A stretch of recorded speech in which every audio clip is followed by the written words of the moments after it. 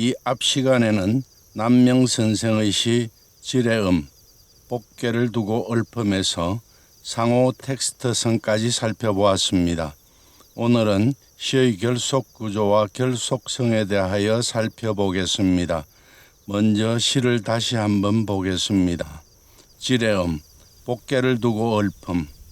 역상 분명 견지뢰, 역상은 분명 지뢰를 나타내는데 인심함의 선단계, 어찌 사람의 마음은 선의 실말이 여는데 어두울까? 지응맹을 여산목, 다만 엉당싹을 틔움이 우산의 나무 같나니 막견 우양 일일래, 소나 양을 날마다 오게 하지 말게나. 이 시 텍스트의 형식은 7원절구입니다. 1구 끝 레, 2구 끝 개와 4구 끝 레로서 운을 맞추어 텍스트의 연세를 이루고 있습니다. 지뢰음, 복개를 두고 얽힘은 두 개의 월로 이루어져 있습니다. 1, 2구가 하나의 월이고 3, 4구가 하나의 월입니다. 첫째 월, 역상분명 견지뢰, 인심함의 선단계, 역상은 분명 지뢰를 나타내는데 어찌 사람의 마음은 선의 실말이 여는데 어두울까는 이연마디와 마침마디로 되어 있습니다. 이연마디 역상분명 견지뢰, 역상은 분명 지뢰를 나타내는 데에서 풀이말 서술어는 견, 나타내는 데입니다. 이에 대한 임자말은 역상이고 지뢰는 불임말 목적어입니다. 분명은 풀이말 견 나타내는 데를 꾸미는 어찌말 부사어입니다. 그래서 화면에 보이는 46에서 맨 위의 구조가 됩니다. 월은 언제나 풀이말 서술어가 중심입니다. 이 풀이말에 대한 관계를 나타내는 말이 월의 성분, 즉 임자말, 주어, 불임말, 목적어, 어찌말, 부사어 등등입니다. 이들의 연결관계를 보이는 것이 결속구조입니다. 이 연마디에서 임자말, 역상은 주역에서 말하는 상, 괴에서의 모습을 말합니다. 주역의 상, 모습은 분명 지뢰를 나타내는 데라고 말합니다. 지뢰는 앞 시간에도 말했습니다만 주역 복개의 괴상입니다. 주역 10익 상사 복개에 뇌제 지중복, 우레가 땅속에 있는 것이 복개이다 이라합니다. 그리하여 복개를 지뢰복이라고도 합니다. 지뢰는 진하곤상으로 고는 땅이고 지는 우레이기 때문에 지뢰라고도 합니다. 우레가 땅속에 있는 것이 복개입니다. 복개는 절기로 동지에 해당되고 음의 기운이 축적된 가운데 양의 기운이 싹트기 시작하니 봄이 돌아오는 괴상입니다. 따라서 이 한마디 역상분명 견지뢰, 역상은 분명 지뢰를 나타내는 데는 역상으로는 분명히 음의 기운이 축적되는 가운데 양의 기운이 싹트기 시작하는 봄을 나타내는데 하는 말입니다. 자연의 이치를 설명하고 있습니다. 마침마디 인심함의 선단계, 어찌 사람의 마음은 선의 실말이 여는데 어두울까에서는 풀이말 매 어두울까입니다. 이에 대한 임자말은 심 마음이고 선단계 선의 실말이 여는 데는 풀이말에 대한 이름마디 위치말입니다. 이 마디에서 풀이말은 개 여는 데입니다. 이에 대한 임자말 주어는 사람들로 생략되어 있습니다. 선단 선의 실말이는 풀이말 개 여는 데에 대한 불임말 목적어입니다. 이 이름마디 명사절이 풀이말 매 어두울까의 위치말이 되고 있습니다. 다시 마침마디의 처음으로 돌아가 인 사람은 임자말 심 마음을 한정하는 매김말 관행의고 하 어찌 무엇 할까는 풀이말을 꾸미는 어찌말 부사어입니다. 그래서 화면에 보이는 46에서 맨 아래의 구조가 되고 첫째 월 전체는 화면에 보이는 46과 같은 결속 구조를 가집니다. 마침마디에서 불임말로 쓰인 선단, 선의 실마리는 맹자와 고자의 인생문답에서 나온 말입니다. 이 앞 시간에 말한 것입니다. 사람은 누구나 타고난 바탕대로만 따른다면 선하게 될 수가 있으니 이것이 곧 내가 말하는 바의 본성이 선하다는 의미이다. 사람이 선하지 않게 되는 것은 타고난 재질의 문제가 아니다. 처근하게 여기는 마음, 처근지심은 사람이라면 누구나 가지고 있고 부끄러워하는 마음, 수호지심은 사람이라면 누구나 가지고 있고 공경하는 마음, 공경지심은 사람이라면 누구나 가지고 있고 옳고 그름을 판단하는 마음, 시비지심은 사람이라면 누구나 가지고 있다.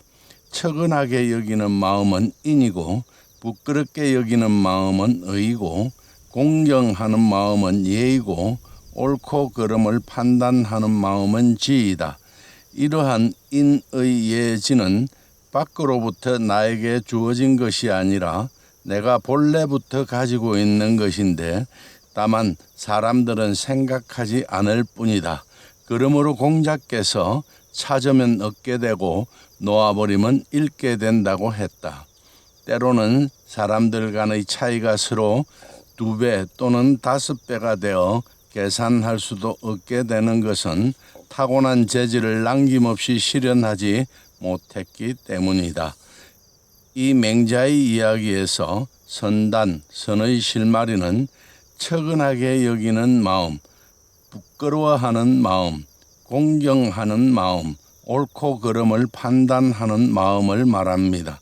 둘째 월 지응맹을 여산목 막견 우양 일일내 다만 응당 싹을 틔움이 우산의 나무 갓나니 소나 양을 날마다 오게 하지 말게나도 이연마디와 마침마디로 이루어져 있습니다.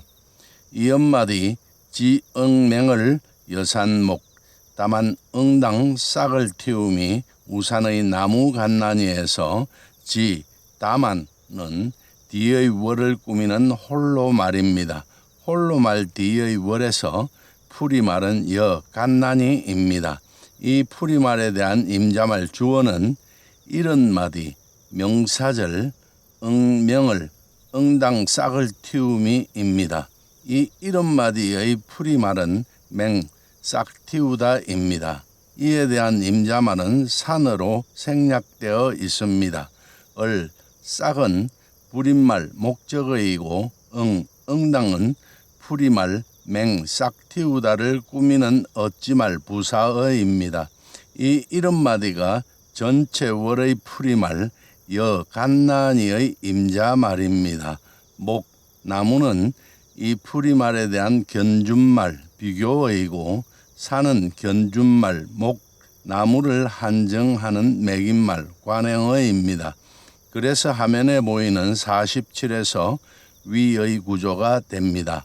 마침마디 막견 우양 일일내 소나 양을 날마다 오게 하지 말게나 해서 풀이말은 막견내 오게 하지 말게나입니다. 말게나는 메인 풀이말이고 레 오게는 본디 풀이말입니다. 견 무엇 하게 하다는 하임 사동의 뜻을 나타내는 허사입니다. 이 풀이말에 대한 임자말은 사람들로 생략되어 있습니다.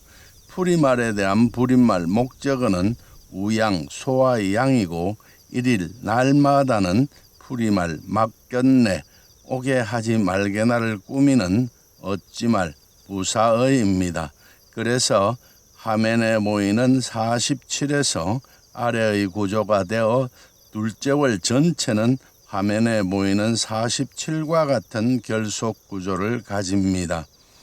둘째 월에서 다만 응당 싹을 틔움이 우산의 나무 같나니 소나 양을 날마다 오게 하지 말게나는 맹자의 우산 이야기를 두고 하는 말입니다.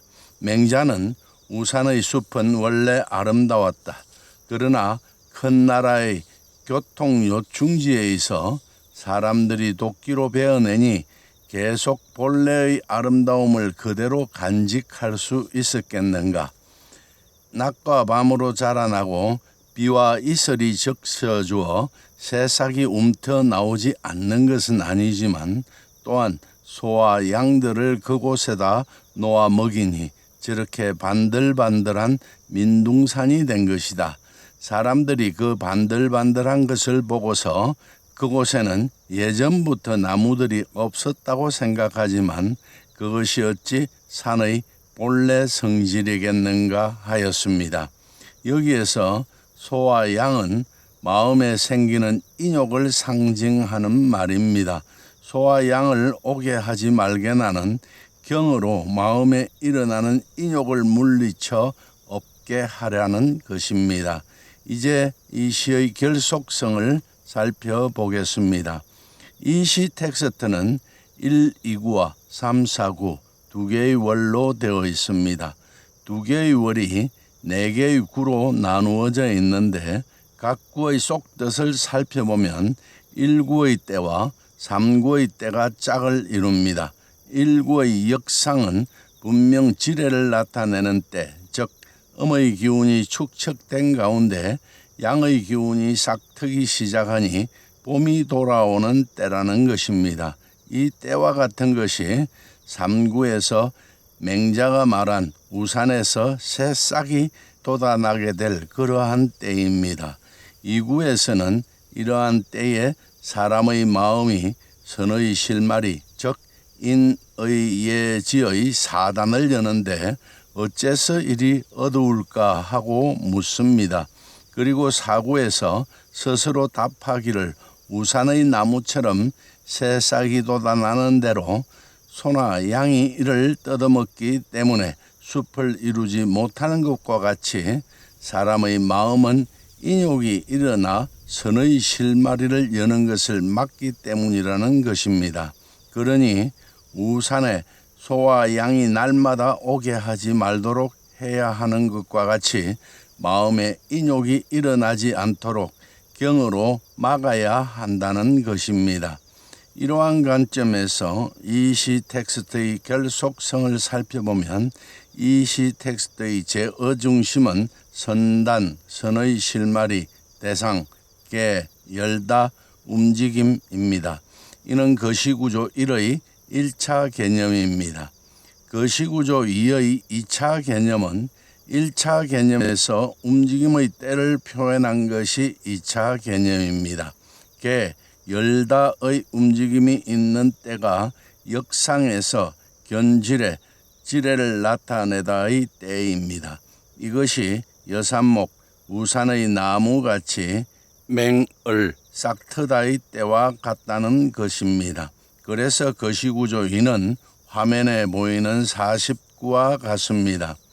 2차 개념에서 그런데도 개, 열다의 움직임이 매, 어둡다의 상태인데 이 어두움을 해소하고 개, 열다의 움직임으로 나아가는 방법을 제시하는 것이 3차 개념입니다.